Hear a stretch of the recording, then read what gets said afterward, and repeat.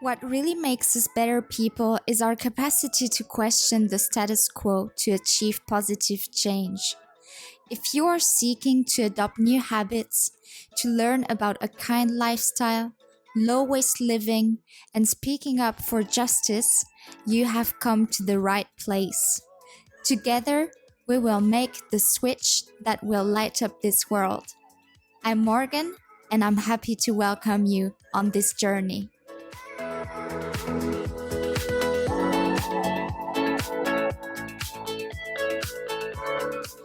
Hi, beautiful souls, and welcome to this new episode of the Positive Switch podcast. Today, I am so excited. We are here in a fabulous, heavenly place, which is called Schokuhminza. And Schokuhminza is an association, a sanctuary for cows, especially, and bulls that Angelina, who is today with me, has founded.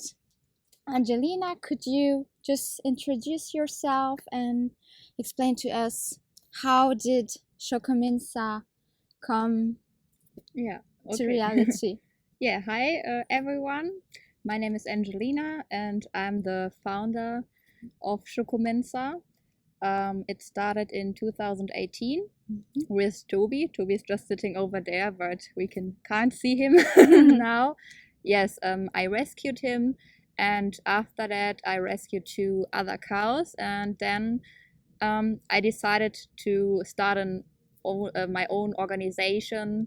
Yes, to rescue as many animals as possible to change the world, because we want to let them speak for themselves. So, like, we are sitting here with Michel. Michel is a rescued one as well, and it's a special bond or encounter, so that the people that are coming can reconnect with the animals, and then they start to realize that it's not okay that we see them as products and consume any products of them or of their bodies or secretions. Yes. Yeah, what we as a society decided to call products, Yes. which actually are just parts of their bodies, secretions that their bodies produce. And we have to realize, and I think that many people who come here realize it, that these animals are just individuals like we are. And just because you somehow have flesh on you or you produce milk when you get pregnant, it doesn't mean that it has to become something for others to use and to make a business out of it. Yes, that's it. And yes, we saw that it's really special when you really come closer to the animals, because then it is like they are speaking for themselves, that they are precious lives as any other life on this earth. And yes, this is the reconnection, so that they can speak for themselves. We are also doing some work on different events where we are spreading the vegan message as well. But this is the main part here. Yes, and this is Findus. I don't know if we can probably see him. And he is a rescued calf from the dairy industry as well. And, can you tell us a bit more about his story? Yes, of course. Findus was born in the dairy industry with his sister. He is a twin, and yes, he is also a male calf that is not that can't be used. Oh, this is the microphone. Okay. Findus he loves the microphone.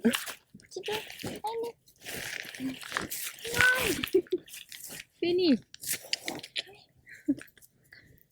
come here. I think he's really interested here in so that's the point with the animals. They can do whatever they want to do. And just like perfect. Yeah. Okay. Just like we are free to do whatever we do. Yes. We are back. Yeah. After a little advertisement entertainment phase. And yeah, I think you were explaining about Findus. Yes, genau.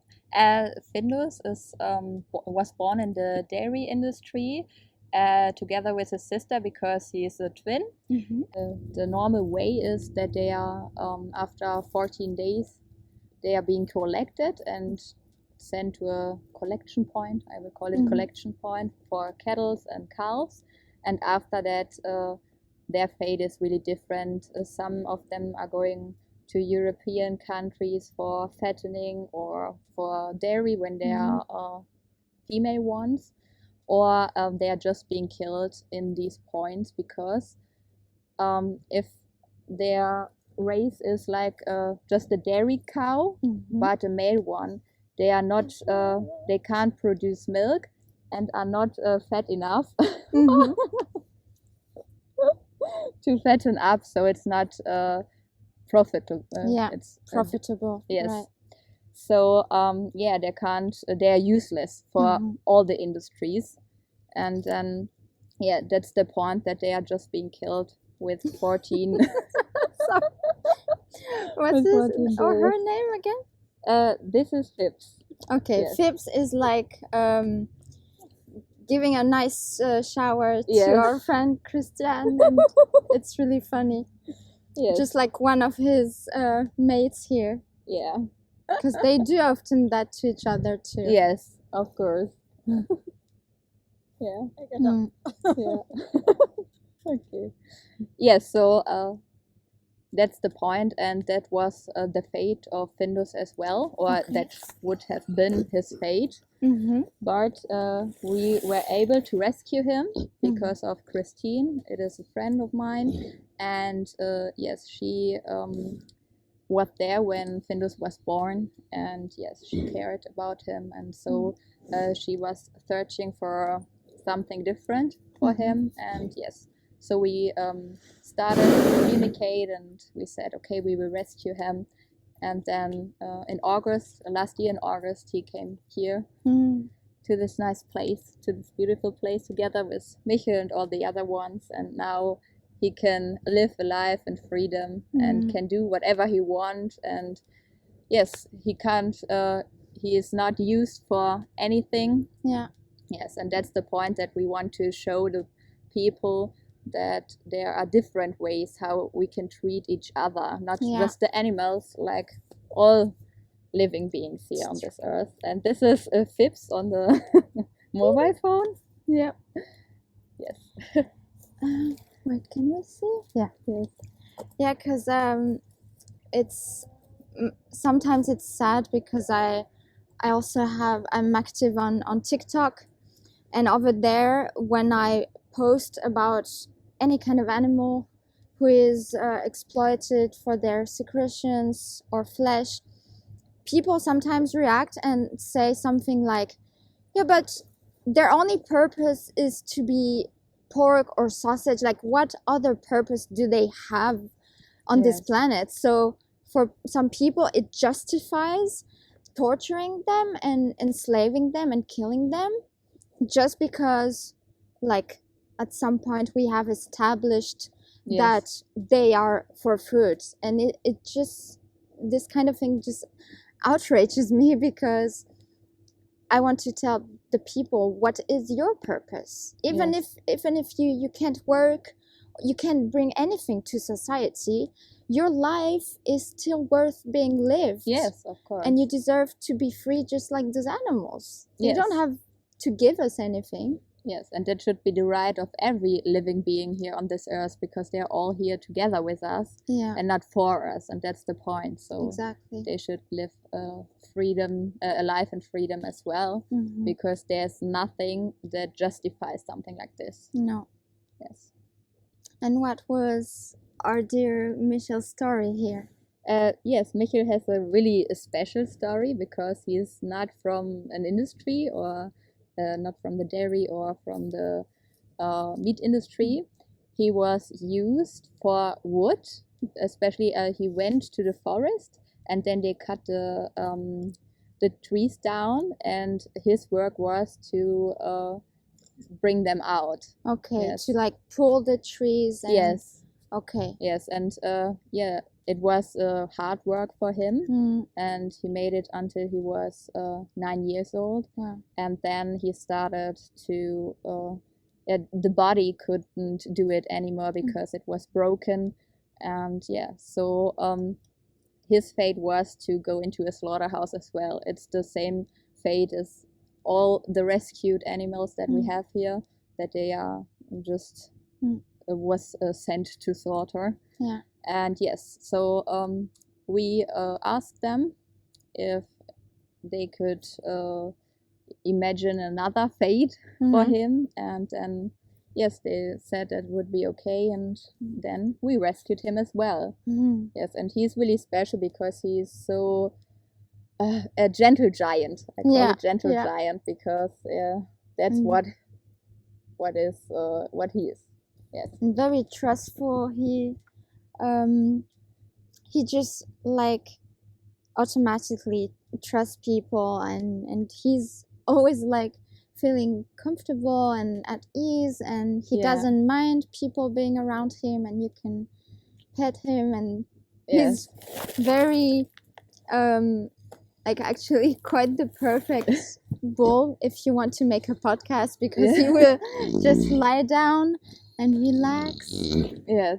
And what can you explain? What are the noises he's making now? Yeah, he's making noises that he is feeling comfortable and really is relaxed. Relaxed, yes. Yes, so he's really happy to be here with us, and he's just lying down here and enjoying the sun and everything here, because he's really connected with humans, because in his first life he was the own cattle there, and yes, he was really connected then with the humans there, because he had to work with them. Yeah. And that was also one reason why a lot of people would make fun of him, because they thought like he's so stupid, he can trust anyone, and like he doesn't really have like boundaries, and he doesn't maybe know when he should be afraid of people. He just automatically so authentically trusts people. Yeah. And I think that's so beautiful, and it's one of those characteristics of animals that I think many animals share, and that you also realize when especially those animals have been rescued from a sad fate. And for Toby, I mean, he was afraid at first when he came here because he had been treated so badly, and yet after he realized these people here are taking care of me and they give me love and I know I'm safe here, and then he started learning to trust again. Yes. And animals can do that, I think, so quickly. Yeah. And I think that's also a beautiful lesson for humans in general, that we have to trust to learn again, we have to learn to trust again. Yeah. And that's the point. Yeah. And well, we have Toby here, who's lying here. Can you tell us a bit more about him? Yes, Toby is from a dairy industry as well, from a dairy farmer, and it was an organic dairy farmer, so the regulations there are really high. Yeah. But when we came there, it was really the saddest and the baddest, the worst case we saw in all the time for all the different places we went to. And yes, he should have been sent to the cattle point as well when he was 14. Okay. But the point was that he couldn't walk that well because he had not that good legs. They were not able to walk really well. So the other farmer said that he won't take him because it's too much to do with him, too much work. Yes, and so the dairy farmer, did not know what to do with him, and yes, he started to hate him for that. And he said, okay, then I will fatten him up on my own. And yes, he took a chain and then he was sent to a dark place in the Yeah, it was building. like a dark, like I think it's called a stall. Yes, a dark place in the stall in the really in der hintersten Ecke. Yeah, like the farthest what's it called? It was a place in like the darkest corner of this place. Yes, because when we went there at first, we thought that there won't be an animal because it was dark and it was like there nothing else there. So yes, but then we saw that Toby is living there and he was chained there from his first day, like when he was 14 days old. And the farmer said, okay, then he will be sent there, and then he grew up there, and that was really bad. And he yes, the farmer hated him for that. And started to treat him really bad. Like he was fighting against him, and he was not able to drink as many water as he wanted to. So that was really bad. And yes, he couldn't connect with other animals because he was there alone on the chain. And yes, he couldn't walk. He couldn't do anything. So when we saw him, he was that was when he was 15 months then, and 15 months he lived there and couldn't see the daylight, couldn't breathe fresh air, nothing. It was really, really horrible and sad. Yes. And at first it was we weren't an organization at that point, and then we wanted to spread pictures of Toby and say this is an organic dairy farm. It's like a small one from the neighborhood, and yes, that is what animals are treated there. Yes, and then some of the people started to ask if we could rescue him or change anything for him. Yes, and then the idea was born, and that was the first rescue we did. Yes.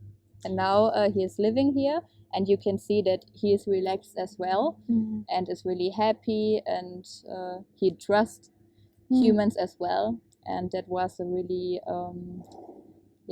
it was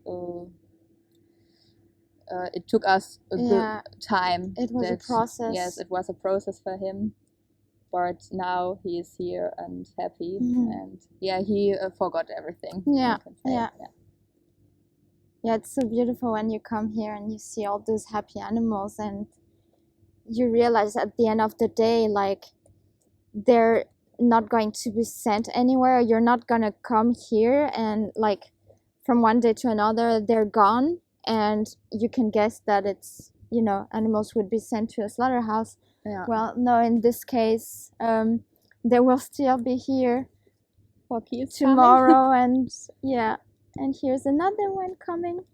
And now we can see Toby enjoying his life, and yes, now he is really relaxed and has a happy life, and he trusts humans, so everything is good. And he forgot everything from the past and said, okay, I will let it go. Yeah, and now it's a new life that began. Yeah. And recently, I think, was it this year, you also rescued 2 little babies. Well, they were babies, now they're a bit grown up. Yeah. The Nandi and Nala. Yes. Can you tell us about them? Yes, they were calves as well from the dairy industry. And yes, it would have been the same fate as Toby's and Findus, but there was a different situation at this point because it was the coronavirus, and the collecting point, or the farmer that collects all the calves, said that he will only collect calves that can be used in the fattening farms or in other dairy farms, but nothing like Toby, Findus, or they, because they were useless for everything. And then he said that he won't take them. And it's usual that they take them because it's like eingefallen. For it's like doing a favor. Yeah, It's like a for favor. the farmer, so that Yeah. he says, okay, I will collect all the cows that you don't use here. But then he said, I can't do that anymore because we haven't got that much marked for them, because now the restaurants are closed and they are not the they were not not so much advantage, like yes, not so much interest in yes, in buying them. yes, and then the farmers should do that on their own, like Okay. something, send them to slaughter or something like this. But the farmers, they were searching for different things for Nala and Nandi, and then I contacted them and said, if you want to, we can take them. And then they said, yes, of course, we would like to do that. And then we rescued them. No. Yes. So that was like an easier situation with Nandi and Nala. Yes, of course. Yeah, because they did not know what to do, and it was the point that they were useless for these farmers, because they won't give milk one day, because Nala was maybe the farmer was thinking about if she was a twin as well, but there was no twin, but maybe at the beginning. And the other point is that they can't take as many as they want, because there are too many born female calves, so they can't take all the female ones, because then it were too many. Yeah. All right. Yeah. And I will make sure for the viewers who are watching this on YouTube, I will make sure to insert pictures of the different beautiful souls who are here and in which conditions they were found as well. For example, the Toby, like this dark place where he was kept, that's just horrendous. And can you tell us about how people can help? Yes, you can be like a sponsor. A sponsor for a specific animal here, like a sponsor for Michel or for Toby. And there are two ways. You can say, I want to sponsor Michel, but the money should go to Michel, only to Michel. Or you can say, I will sponsor Michel, but the money should go to all the other animals as well. So they are the different sponsorships we offer. And if you want to, you can spend. Yeah, just donate. Yeah, you can donate. Make a symbolic donation. Yes, or you can be part of Schokuhminza as well, and he's sleeping now. Yep. So now you can't see Michel, I guess, or just his hooves, because he's really lying down completely on his side. Yes, he's sleeping. Oh, okay. Here is back. Yeah. Hello, beautiful. Welcome back. So he's really relaxed. Yeah. All right. Yeah. So there are different ways of donations or sponsorships. So yeah, but you can contact me as well if you want to know. Yeah. And you can find Angelina on Instagram at Schokuhminza, and I will make sure to link all the details. And can you tell us where can we find you as well now? Yes, of course. So we live in Herne, but the animals, they are living here, and here's Ruppichteroth. It's not a farmer. It's it's a sanctuary. Yeah. Where the animals are taken care of. Yes. And you also have like for I think a few months ago or something, you started your own podcast as well. Of course. And it's in German. So if you have if you're curious to know more in details about the different animals and their stories, you can make sure to check out Angelina's podcast, which I will make sure to link in Yeah, as thank well. So, all right. you. Yeah. Would you have a last word maybe for the viewers or the listeners? Yes, my vision, or the vision of Schokuhminza, is that all the animals could live a life like Michel and all the other ones here.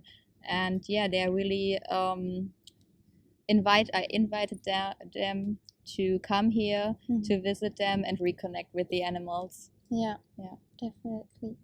Thank you so much. Thank you. That was a beautiful word for the end.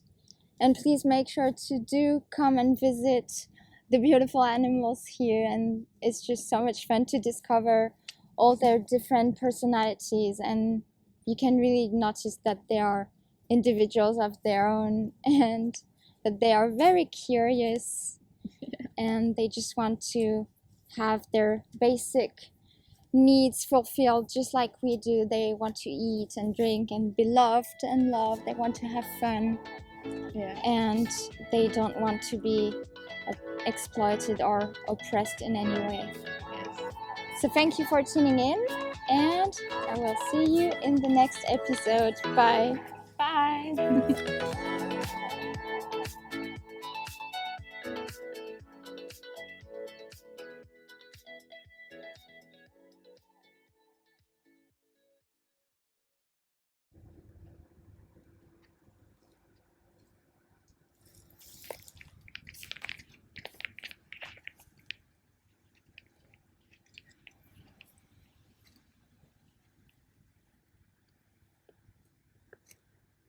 Das dann drin und eine elektronische Datenbank, wo die hinterlegt sind.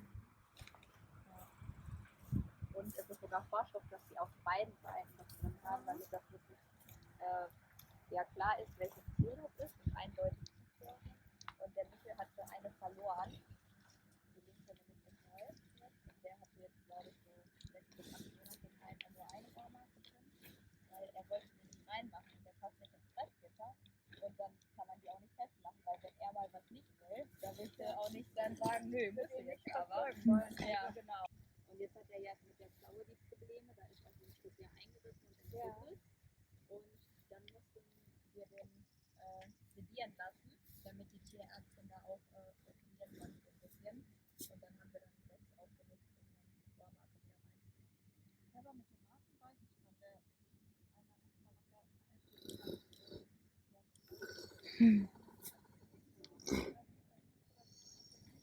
ja, genau.